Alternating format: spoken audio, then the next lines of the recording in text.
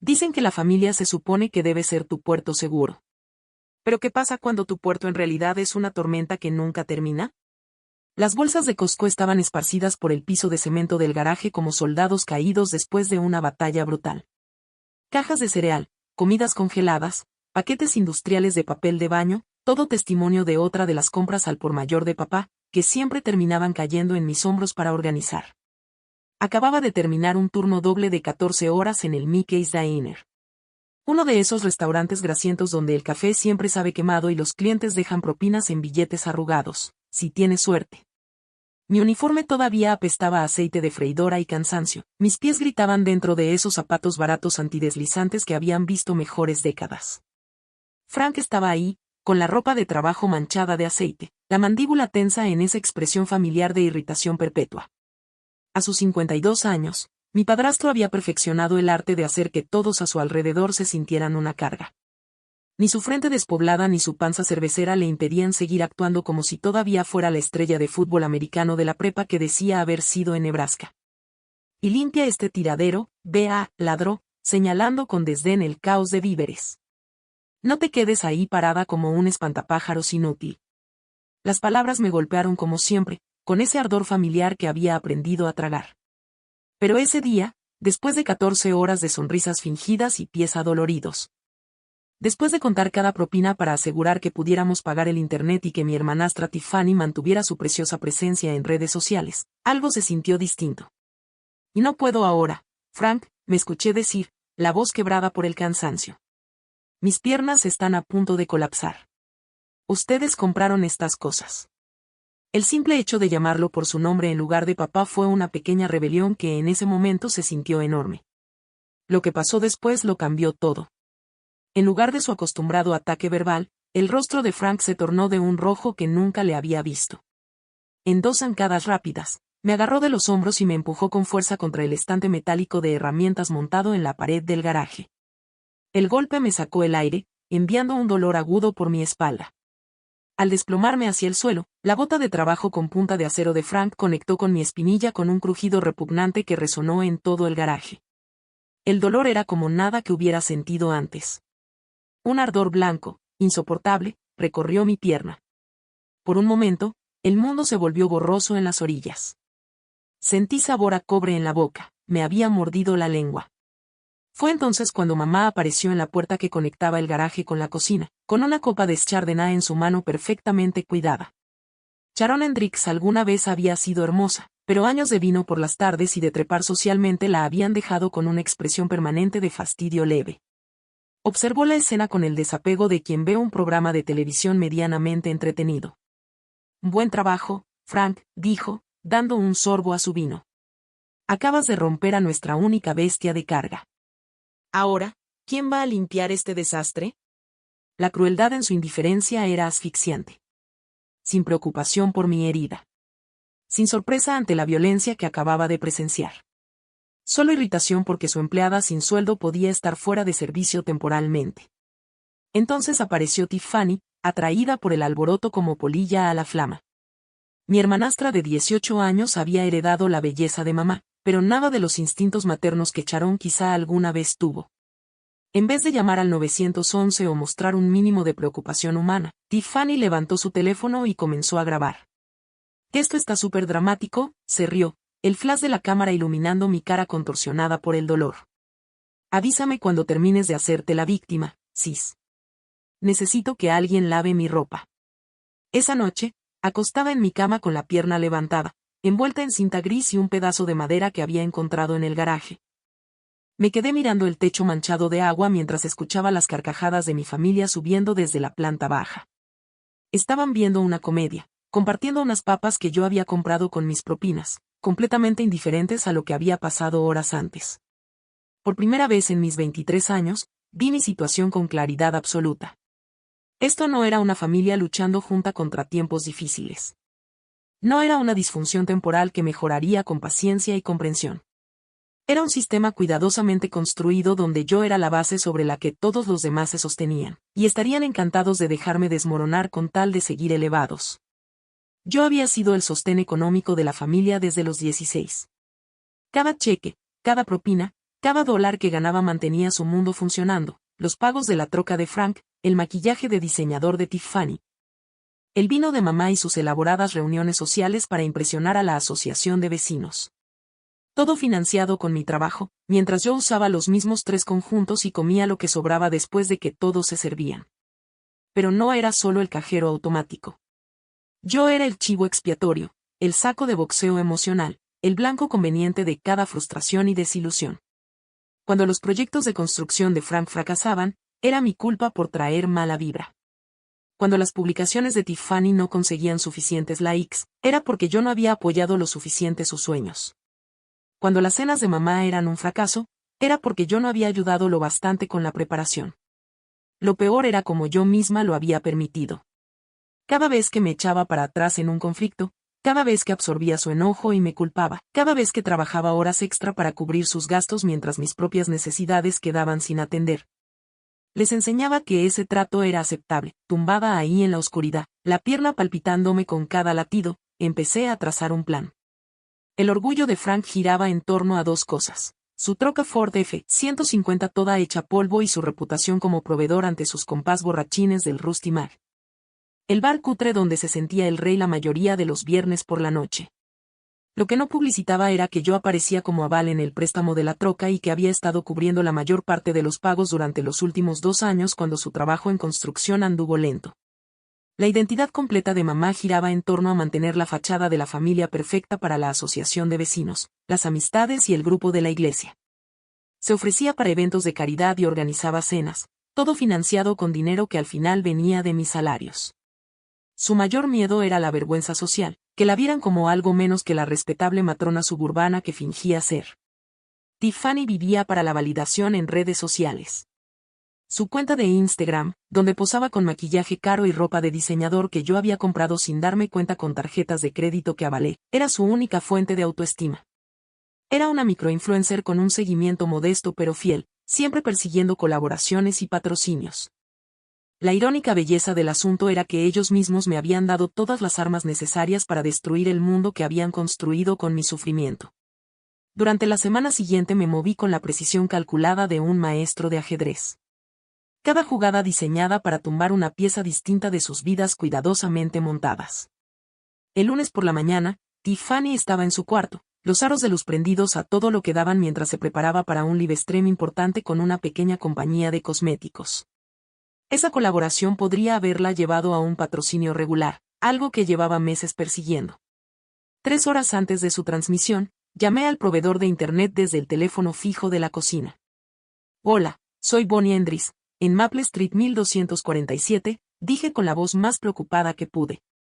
Tenemos problemas terribles con el internet y necesito que mande un técnico a revisar nuestras líneas. ¿Cuándo podrían venir? Podríamos enviar a alguien el miércoles o el jueves, señorita. ¿Le sirve? Perfecto. Muchas gracias. Colgué y caminé con calma al sótano, donde desconecté nuestro módem. Cuando el live stream de Tiffany no pudo conectarse, sus gritos histéricos se oyeron por toda la casa.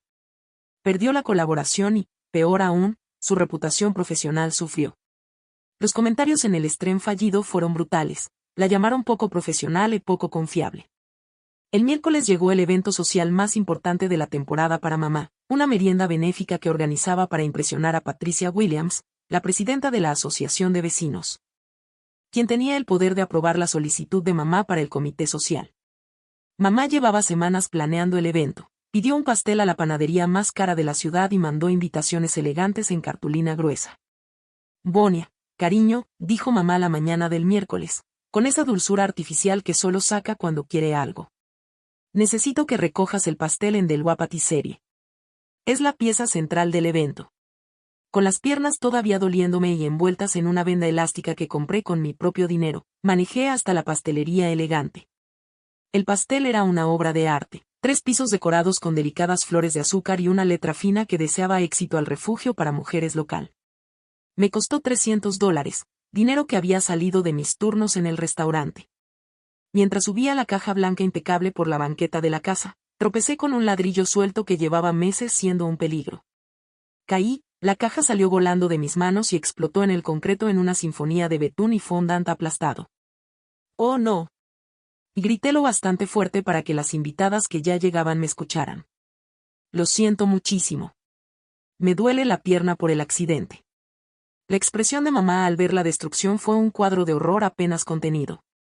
Con las invitadas ya llegando y sin tiempo para conseguir un sustituto, tuvo que servir galletas compradas en el súper en su mejor vajilla. El contraste entre la mesa elegante y las galletas envueltas en plástico fue brutal y humillante. Patricia Williams se fue temprano, y la oí decirle a otra invitada que quizás Sharon no estaba todavía lista para el comité social. Pero el viernes fue el día en que di el golpe final. Frank llevaba meses planeando su fin de semana de pesca, una salida con sus compás del trabajo a Lake Harrison. Era su oportunidad para hacerse el proveedor exitoso, comprar rondas de cerveza y contar historias de sus proyectos más recientes. El viaje era lo más importante de su calendario social, y llevaba semanas presumiéndolo en el Rusty Mar. La mañana del jueves me vestí con mi outfit más profesional y entré al First National Bank, donde Frank tenía el préstamo de la troca. Llevé una carpeta con 2 años de cheques cancelados, estados de cuenta y registros de pagos. Buenos días, dije a la oficial de crédito. Soy la aval en el préstamo del automotor, número de cuenta 445-07-7,789. Soy Bonnie Endris. La señora Chen, una mujer de mediana edad que había tramitado la solicitud original, abrió la cuenta en su computadora. Y sí, señorita Endris. ¿En qué puedo ayudarla? Que he estado revisando mis cuentas y descubrí que he estado cubriendo aproximadamente el 80% de los pagos de este préstamo en los últimos 2 años. El prestatario principal, Frank Hendricks, ha sido abusivo en lo financiero y ya no está aportando a los gastos del hogar pese a usar el vehículo a diario.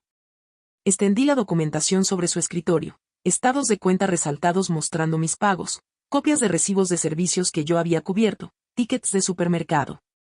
Todo pintaba un cuadro claro de responsabilidad financiera que contrastaba con la contribución de Frank. Quisiera salir de este aval, continué. Entiendo que esto probablemente desencadene una condición de incumplimiento, ya que el ingreso de él por sí solo quizá no habría calificado para este préstamo originalmente. La señora Chen revisó mi papelería con creciente preocupación. Señorita Endris, dijo con cuidado, usted tiene razón en que retirar a un aval normalmente requiere que el prestatario principal reúna los requisitos por sí mismo. Por el historial de pagos que me muestra y el perfil crediticio actual del señor Hendricks, no creo que califique para una refinanciación. Entiendo las consecuencias, respondí con calma. Necesito proteger mi futuro financiero. En menos de 4 horas, Frank recibió una llamada del banco informándole que su préstamo se daba por vencido por incumplimiento de las condiciones del aval. Tenía 48 horas para pagar el saldo restante de $12,000 en su totalidad o entregar el vehículo. El viernes amaneció claro y perfecto para pescar. Los compás de Frank, Tommy, Dave y Miguel llegaron puntuales, con sus propias camionetas cargadas de equipo y hieleras llenas de cerveza. Reían y bromeaban en la entrada, motores encendidos, listos para su fin de semana de camaradería masculina. Fue entonces cuando el camión remolque dobló en nuestra calle. Lo vi desde la ventana de mi cuarto. El conductor se acercó a Frank con papeles en la mano. No escuché la conversación, pero vi cómo el rostro de Frank pasó de confusión a incredulidad y luego a humillación absoluta cuando la realidad se hizo evidente. Sus amigos se quedaron en silencio mientras el chofer enganchaba la querida F-150 y la cargaba en la plataforma. La cara de Frank se puso morada de rabia y vergüenza, los puños apretados al costado mientras su símbolo principal de masculinidad y éxito era literalmente remolcado frente a sus pares y a media vecindad. Tommy murmuró algo de quizá ir a pescar en otra ocasión y en cuestión de minutos la entrada quedó vacía, salvo por Frank, parado solo junto a la mancha de aceite donde su troca había estado estacionada. Esa noche los 3 me acorralaron en la sala. La casa se sentía distinta, más pequeña, como si las paredes nos apretaran a todos. La cara de Frank todavía estaba encendida por la rabia y la humillación. Mamá parecía que había estado llorando, y Tiffany casi vibraba de energía frustrada. ¿Y qué hiciste, zorrita? Gruñó Frank, levantando la mano como si fuera a pegarme. Por primera vez en mi vida no me acobardé. En lugar de eso, metí la mano en mi bolsa y saqué una carpeta manila gruesa, dejándola deliberadamente sobre la mesa de café entre nosotros. Vuelve a llamarme así una vez más, dije, con la voz firme y fría como el invierno, y todo este expediente se envía a la Administración del Seguro Social. He documentado cada dólar que les he dado. Cada cuenta que he pagado, cada gasto que he cubierto. Lo he reportado todo como ingresos no declarados para tus beneficios por discapacidad. ¿Sabes lo que les hacen a las personas que cometen fraude con esos beneficios? Frank se puso pálido. Sus pagos por discapacidad de una vieja lesión en la espalda se suponía que eran su único ingreso, pero yo tenía registros que mostraban miles de dólares en apoyo que le había dado y que él nunca había declarado. Me giré hacia mamá, que sostenía su copa de vino tan fuerte que sus nudillos estaban blancos. Y madre, esos recibos muestran que yo pagué tu té benéfico, no tú. ¿Quieres que le mande copias a Patricia Williams? ¿Que se entere quién es la verdadera donadora generosa en esta familia? Por último, miré a Tiffany, que me observaba como si me hubiera salido una segunda cabeza. Todos esos artículos de diseñador que presumes en Instagram, los estados de cuenta de la tarjeta prueban que yo los he estado pagando. Cancelé las tarjetas esta mañana. Suerte reconstruyendo tu marca con ropa de Walmart. El silencio que siguió fue ensordecedor. Durante 23 años, yo había sido la base sobre la que construyeron sus vidas. Y ahora les estaba quitando la piedra angular. Ustedes querían que yo me arrastrara, dije, poniéndome de pie y cargando mi mochila. Pero nunca se dieron cuenta de que todo este tiempo yo era el suelo sobre el que estaban parados. Ahora terminé. Caminé hacia la puerta principal, con las piernas todavía adoloridas, pero con pasos más firmes que nunca. Detrás de mí, escuché a mamá empezar a sollozar, a Tiffany a discutir, y la voz de Frank subiendo en gritos. Pero no volteé. Mi amiga Jessica, la del diner, me esperaba en su Honda Civic en la acera, con el motor encendido. Mientras nos alejábamos, volteé una vez para ver 3 rostros pegados a la ventana de la sala, con expresiones de shock, rabia y algo que tal vez era miedo. Esa noche no solo perdieron el apoyo económico. Perdieron a la persona que había mantenido en pie toda su frágil casa de naipes. Y sin mí para culpar de sus problemas, tendrían que enfrentarse a la realidad de lo que se habían convertido. Los siguientes meses no fueron fáciles. Me mudé a un pequeño estudio al otro lado de la ciudad. De esos lugares donde el refrigerador sirve también como mostrador de cocina y puedes tocar las 4 paredes con solo dar 3 pasos. Pero era mío, pagado con dinero que yo misma ganaba y no tenía que compartir con nadie. Los amigos de Frank dejaron de visitarlo después del incidente con la recuperación de su camioneta, y él empezó a pasar aún más tiempo en el Rusty Mag, bebiendo solo la mayoría de las veces. Sin su troca, tuvo que depender de mamá para transportarse, lo que tensó su relación hasta romperse. El estatus social de mamá nunca se recuperó del desastre del té. Patricia Williams se encargó de que todos en la asociación de vecinos supieran de las irregularidades financieras de Sharon, y las invitaciones a eventos sociales se acabaron por completo. Empezó a beber más temprano cada día y dejó de molestarse en mantener la elaborada fachada social que tanto la había definido. La cantidad de seguidores de Tiffany en Instagram empezó a bajar mientras su contenido se volvía cada vez más desesperado, sin las cosas y la ropa que yo sin saberlo le había financiado. Intentó conseguir un trabajo en el mall, pero su falta de experiencia y su actitud de merecerlo todo la hicieron imposible de contratar. Lo último que supe fue que peleaba constantemente con mamá por dinero y culpaba a todos, menos a ella misma, de su situación. Pero lo más satisfactorio no fue su caída. Fue mi ascenso. 6 meses después de salir de esa casa, estaba sentada en Corner Coffee, un café acogedor cerca del Community College de Riverside. Mis libros de texto estaban regados sobre una mesa de madera pequeña, y yo resaltaba pasajes sobre sistemas familiares y respuestas al trauma para mi programa de trabajo social. El dinero que había ahorrado en secreto a lo largo de los años, más lo que recuperé de su abuso financiero, era suficiente para pagar la escuela y mantenerme de manera modesta pero independiente. Mi pierna había sanado, aunque todavía dolía cuando cambiaba el clima, un recordatorio permanente de la noche en que todo cambió. Pero ahora, en lugar de ser un símbolo de su poder sobre mí, era prueba de mi fuerza y resiliencia. Mi celular vibró con un mensaje de Jessica. Era una foto de nuestra antigua casa con un letrero amarillo brillante de embargo en el jardín delantero, como una bandera de rendición. No sentí la cruel satisfacción que quizá hubiera esperado. En su lugar, sentí algo más ligero, como si un peso que había cargado por tanto tiempo que ya lo había olvidado, al fin se hubiera levantado. Sonreí en silencio, tomé un sorbo de café y regresé a mis estudios. Ya no me estaba arrastrando. Estaba volando.